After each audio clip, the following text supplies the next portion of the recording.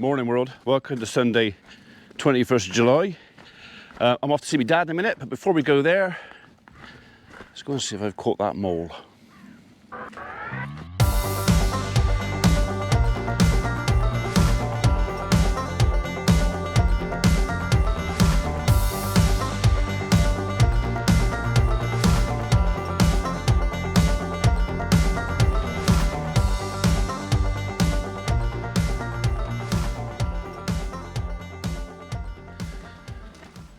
Okay, so no new big fresh mounds, but something's going on by the middle pole there. Where do you think you're going? Not very far, I can tell you. So we've already been for a walk this morning. Mrs. P and I have already walked around the farm. So middle pole seems where we've got some activity, so we'll check that one first. The fencing stakes mark my trap. And the foot, oh yeah, he's set. The foot thing points at it, so this trap has definitely been sprung. And there's me mole. Right, sadly I caught him at the wrong end. Probably not a nice way to go, to be honest, but yeah, that's me mole. Sorted. Yeah, mole, nasty, stinky things. Right, I'm going to leave the rest of the traps where they are for a minute. I've sorted him out, or her, whichever it is. We'll go off to see my dad. I'll come back and deal with him later on. Anyway, what I remember, I'll tell you about last night. I had a phone call last night from a friend of mine who lives in the local village, or where the local village is, Charfield down there, to say, Ian, make sure all your gates are shut and padlocked and chained. There's a whole convoy of travellers just about to be evicted from Charfield car park. So I never saw or heard any of them, but apparently it was 20 odd caravans and assorted vehicles. And it's like the jungle telephone. It went around here like what, all over Facebook and everything else. So I rang all my neighbours rang all their neighbours, and that's sort of spread around. And basically, within an hour, I think, of the travellers arriving, everybody around here had cars parked across gateways, gates chained, stuff like that. Not that chains make a lot of difference, because as I understand it, they cut the padlocks into the car park for the local village hall and went in there anyway. But we're soon hoisted out. Come on, you're coming with me. So hence the reason I've only just opened my gate now. I don't know where they are. We don't think they've gone very far, but yeah. Hopefully they're just passing through and not going to cause any trouble. But you never know, do you? All right, welcome back, folks. It is Sunday afternoon. It is 3:15. 45 minutes before I do today's live, and what I thought I might do was share a thought. So I've been watching a couple of live feeds recently. Joe Seels has done a few, Fenland Farming has done a few, and basically it's just having a conversation for the tractor. I mean, they don't seem wildly popular with folks, but it's still a nice idea, and it's got me thinking maybe when I'm over to the farm or wherever better the tractor, some of you might want to come along for the ride. So I have bought two mounty things, one mounty thing, and another one in that box there. One's for my phone and one's for tablet. One on there, so I can literally have the phone or the tablet up on here. I think these are interchangeable buttons on the end. And I'm going to probably stick one over there somewhere as well. And it just means that if I'm doing something with a tractor, I can talk to you, or I can flip the phone round and you can look what I'm doing in front. And the idea of having both at the same time, I don't know if it's going to work. I don't know if my phone signal is going to be strong enough to do a live upload for you guys and me be able to watch it back on the tablet so I can read the comments off there, because I don't think, with the best will of the world, unless I put some glasses here, I'm going to be able to see the end of my phone from there. Anyway, we're just going to jury rig it for a minute and see how this is going to work. So I need that bit there, that bit there. Where's my little bit? That there. So I think what we do with this is that will stick on the window. That sticks on there.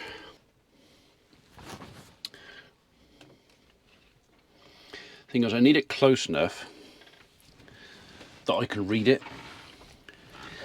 Right. Well, I think it'll work, but we'll have to wait and see how this is going to work. So what I might have to do is get a power supply, because unfortunately the power supply for any auxiliary is on that pillar over there. So obviously this is going to burn power in the phone and also my internet access. So I don't actually know how much I've got on here, I'll have to check that out. But it's a case of whether I use my phone for this, which hopefully is enough and I'll be able to read it, I'll have to wear glasses, or if that doesn't work I may have to swap over for the tablet, which I can see better, and then just use my phone as a mobile server. So we'll see. I mean, this is just an idea. You might tell me, Blo, please don't do live feeds from the tractor, we're really not interested, and I don't do it. But you know, some of you might go, actually we've got nothing else to do, we'd like to come along for the ride. So, and it might keep me company as well when I'm doing the boring up and down mundane stuff. So yeah, I'm still going to be using that, so don't think this is a replacement for that camera, me being idle. But yeah, we'll see. We'll see. If I'm doing something I think might be mildly interesting, I'll maybe do a live, but you'll have to keep an eye out. I doubt I'm going to go pre-warning, we're going to be doing live today or tomorrow. Although I could do that. Maybe keep it on the communities. I don't know. We'll play it as we go along. Right. Okay. It is 3:30. I better go and set up at the house. Right, I'm not entirely sure what's going on down here. And I don't know quite how close I'm going to get. You two got to stay in here. Psst, psst, go and get your bed. Go on. Go on, in your bed. So, there's a hell of a row going on down here with a bunch of crows mobbing a buzzard. Now the buzzard has caught or is standing on top of a bird. I don't know if that bird is a crow. I've never seen a buzzard take out a crow before. But they were mobbing him. I don't know if I'm going to see anything, or a GoPro's not the thing. So what I might have to do is get as close as I dare and then swap over to my phone. And maybe what I'll do is I'll use the sound track off of my Rode mic and the visuals from my phone to maybe share with you what's going on, but I may be too far away and you won't be able to see anything. But yeah, there's a lot of there's a hole there. There's a lot of very unhappy crows down there. I don't know if they're still there or not. I'm hoping the dogs aren't going to follow me, because they would definitely spook the bird.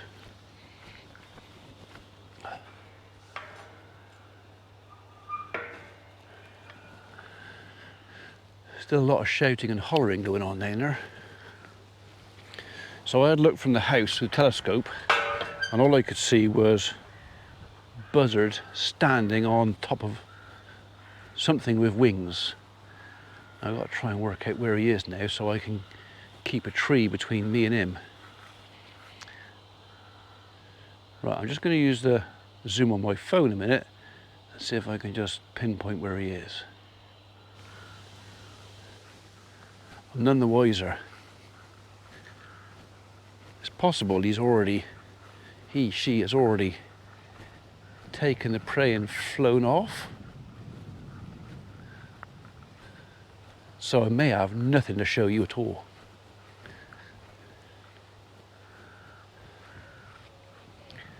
I don't know. I'll make my way down slowly, and maybe we'll work out what it is they've grabbed. This is when you want a camera with a long telephoto lens, and that's definitely not a GoPro. So when I first saw it, I think it was by that little rough ground there, but all the commotion seems to have moved further down. Don't know. Like I say, we may never find out, but there's still a lot of cawing going on. Some very unhappy crows. So it could be the buzzard has grabbed a youngster.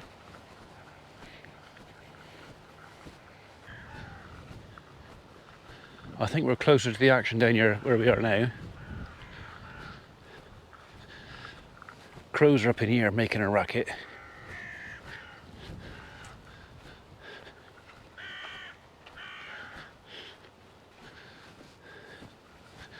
I don't really want to deny the buzzard his lunch.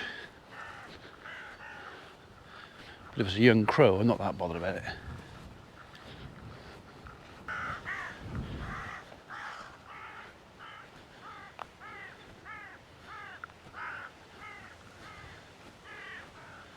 Right.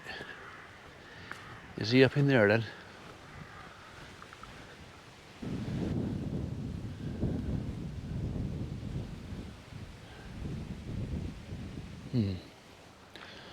So the buzzard grabbed whatever it was he had. It was here. Was it a rabbit? I'm sure that whatever he had hold of had wings. But where did he go? The crows that were unhappy and shouting and hollering were in the alder, which tells me that the buzzard wasn't far away, because they were really unhappy. He might be in there somewhere, in that old crap willow.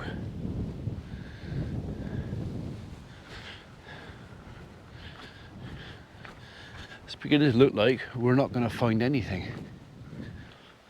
And I've led you down here on a complete false wild goose trace. I was intrigued to know what he caught, because I could see wings.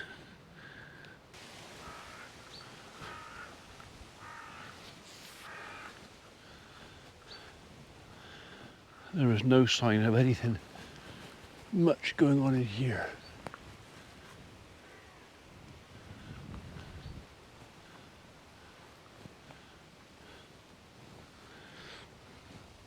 So did whatever he had hold of escape? Because from what I could see with the telescope, the crows were properly mobbing, like trying to beat up the buzzard, so maybe he let go of whatever he had. And the two that were in the tree were maybe the surviving victim and a parent. I don't know. Whatever it was, it's gone now. Sorry about that. Got you all excited, I think you were going to see something interesting, and nothing. There are some very annoyed crows about over there though. I'm kind of erring on it was, oh hang on a minute, oh okay. Sussed it. So, buzzard did catch a young crow. And there he is. That's what he had hold of.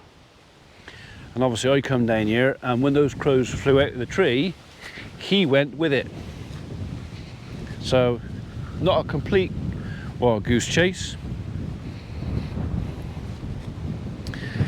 I've never seen a buzzard catch a crow before. This is, by the looks of it, a youngster. Not long fledged, but yeah. That'll explain why they were so blimmin' cross. So Buzzard had grabbed the youngster over there, flown up in here, obviously saw me before I saw it, dropped its quarry. So I kind of feel a bit guilty about that because of all that work. But I think if I wander away now, he'll come back. So I think what I'll do is I'll put him back on that side of the bank, somewhere where I can see if he comes back, I'll see. Yeah. So, you didn't see the buzzard, but you know now I wasn't telling porkies. I did see something going on. This carcass, I'm not going to chuck in the hedge, it doesn't have to go to waste. I'm going to put it down here where I can see from the house, and while I'm here I'm going to pull that ragwort up.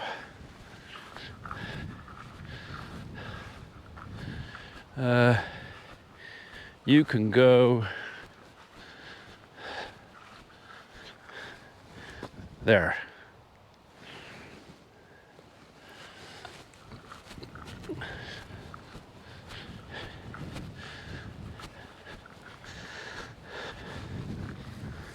And you can come out of there. I think that might be one of those Oxford ones.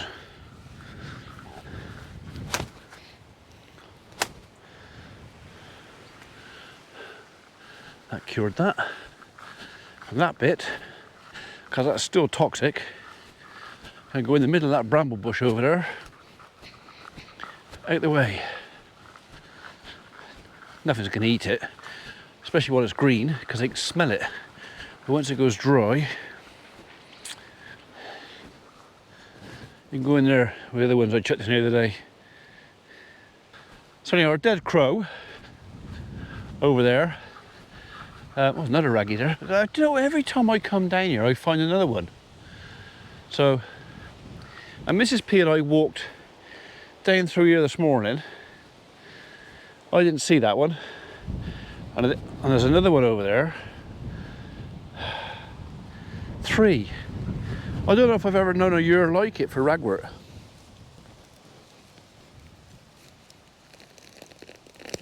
Come on. Oh. And the rest of you. And that bit. And oh, if I can get my hand underneath it.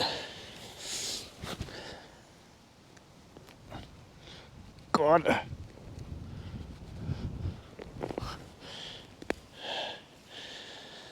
That's the bit I wanted. So hopefully I've got enough of that. That won't come back next year. Bloody stuff.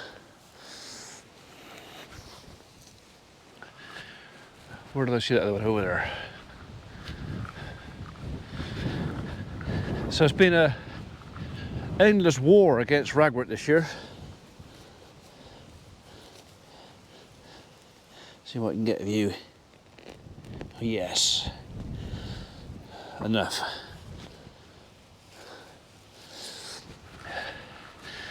And it wasn't like where you are. I mean, I've heard a lot of people saying there's lots of this around, but has it been a really bad year where you are? Anyway, it's 24 minutes past 5.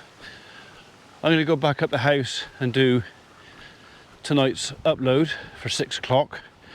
I've done the live, that's all sorted out. As usual, it was completely off the cuff.